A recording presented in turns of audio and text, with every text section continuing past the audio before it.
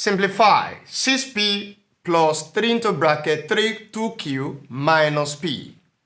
Solution. We have 6p plus 3 into bracket 2q minus p. So in this case, we have 6p. Then the multiplier here is what? Is 3. We use this to multiply the first term here. 3 times 2q. What do we have? That's 6q. Then that same plus 3 we multiply minus p.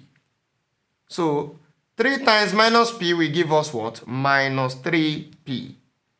Then the next thing for us to do is to what? Is to collect the like terms. 6p and minus 3p are like terms. So we have 6p minus 3p.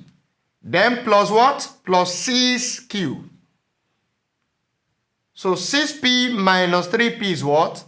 We have 3p. Then we have plus 6q. That is the solution to the problem. Thank you.